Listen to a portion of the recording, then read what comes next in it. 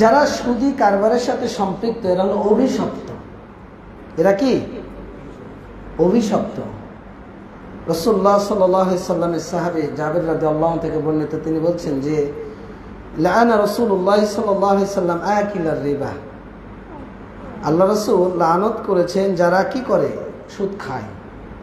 যারা কি করে, সুদ গ্রহণ করে, যারা সুদ যারা প্রদান করে, সুদী চুক্তিপত্র যারা স্বাক্ষর করে, সুদের যারা সাক্ষী হয়, আল্লাহ রাব্বুল আলামিন আল্লাহ রাসূল এদের সকলের উপর কি করেছেন, লানত করেছেন। আর যাদেরকে আল্লাহ লানত করে তাদের কি কোনো পথ আছে, বাঁচার কি কোনো উপায় আছে? তাদের কোনো উপায় নেই। তারা স্পষ্ট বিভ্রান্তিতে পতিত হবে যাদের উপর আল্লাহ লানত করবে। আর যারা সুদী কারবারের সাথে সম্পৃক্ত, সুদ খায়, দেয়, নেয়, সাক্ষী হয়, খাতায় লেখে। এই জন্য সালাফগণ সুদী ব্যাংকের যদি কেউ দারোয়ানও হয়, নাইট গার্ডও হয়, এই চাকরির ব্যাপারে হারাম ঘোষণা করেছে। এই চাকরিও করা যাবে না।